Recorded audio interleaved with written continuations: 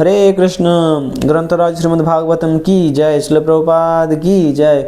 Śrīmad-Bhāgavatam in story from chapter 125, the slaying of the demon Jarāsandha, liberation of King Jarāsandha, Canto 10. One day, as Maharaja Yudhishthira was seated in the royal assembly hall, surrounded by his brothers, other relatives, and numerous citizens, he addressed Lord Krishna while everyone listened all attentively. The king said, "O Govinda, I wish to perform the Rajasuya Yajna, the king of all sacrifices, and so I hope that by your mercy it can be done. By performing this sacrifice, I wish to satisfy all the demigods who are your empowered representatives in this world. Of course, as far as we the Pandavas are concerned, we do not desire anything from the demigods, for we are satisfied being your devotees. I wish to invite all the demigods, beginning with Lord Brahma and Lord Shiva, just to show that they have no power independent of you. I wish to substantiate that you are the Supreme Personality of Godhead and all others are your servants. O Lord, those who are your surrendered devotees attain all success, even if they desire something in this world, whereas those who do not take shelter of you are never satisfied.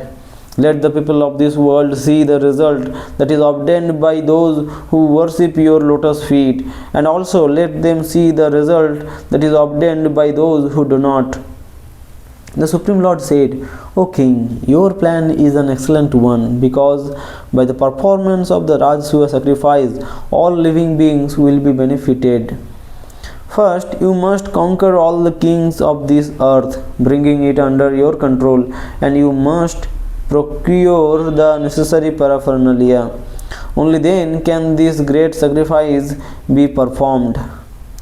You brothers are partial expansions of great demigods, and you are so self-controlled that you have conquered me, who am unconquerable by those who cannot control their senses. No one in this world, even a demigod, and so what to speak of an earthly king, can surpass my devotee with his strength, beauty, fame, or riches." Upon hearing the Lord's words, Maharaja Yudhishthira became so happy that his face appeared to blossom like a lotus flower. Krishna becomes conquered by the love of one who has conquered his senses. One who has not conquered his senses cannot conquer the Supreme Lord. This is the secret of devotional service. To conquer the senses means to engage them constantly in the service of the Lord. This was the specific qualification of the Pandavas. Maharaj Yudhishthira sent his brothers out to conquer all directions. Sahadeva went to the south, Nakula to the west, Bhima to the east, and Arjuna to the north. It is not that the Pandavas declared war on all the kings of the world.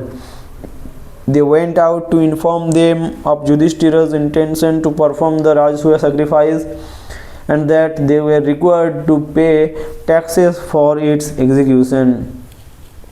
This payment meant that a king accepted his subjugation before Yudhishthira, and in the case of a refusal, there was certainly a fight. When Maharaja Yudhishthira heard that Jarāsandha would not accept his sovereignty, he became anxious, and so Krishna informed him of Uddhava's plan. Bhima, Arjuna, and Krishna then disguised themselves as Brahmanas and went to the city Giribraja.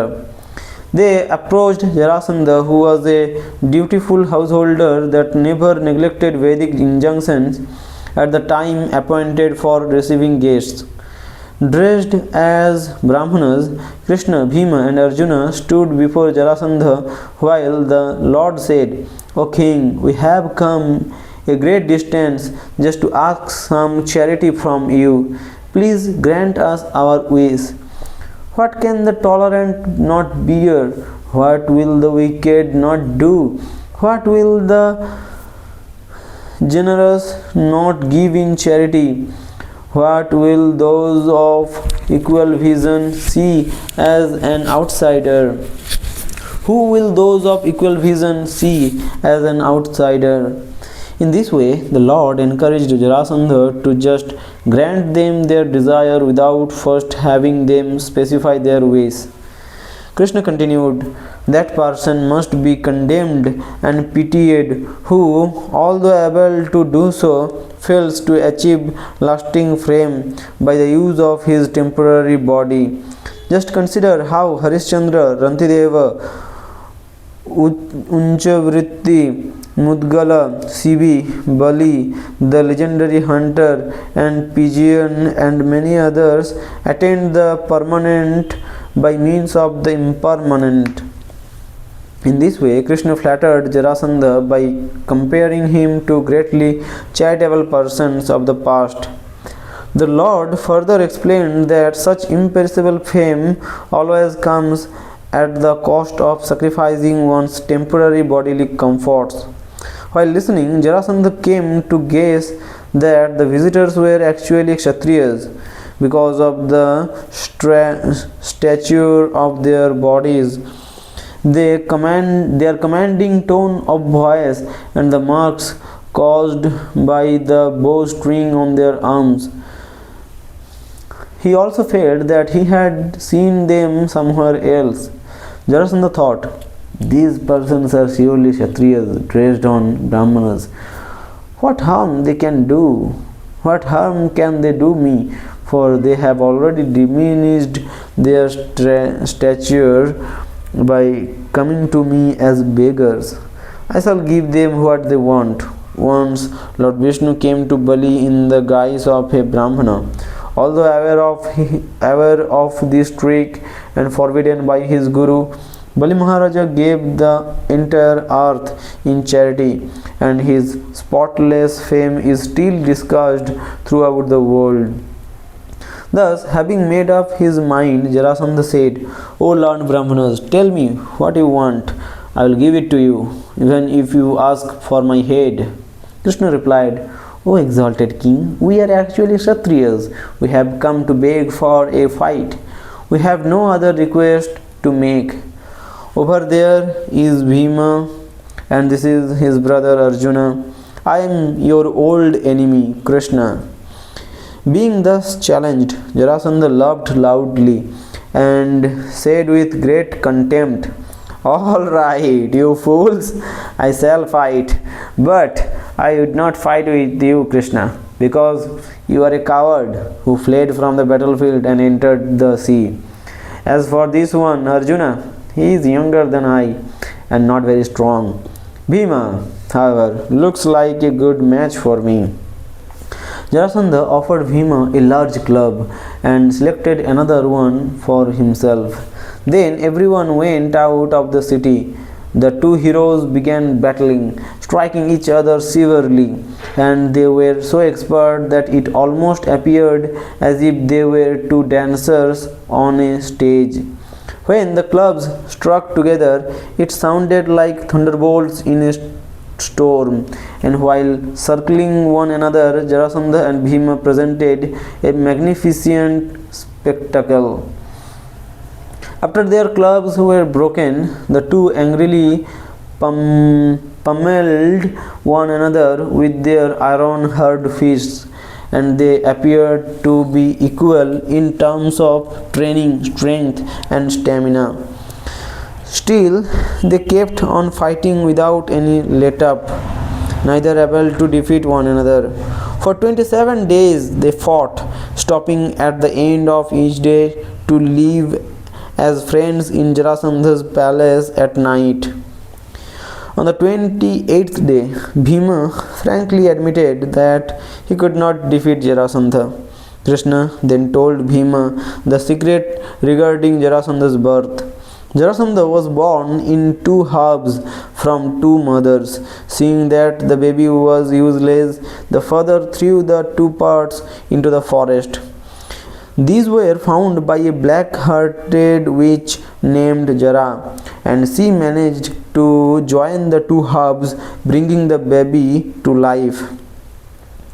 As the fighting continued, Krishna gave Bhima a hint by splitting a tree branch in two halves.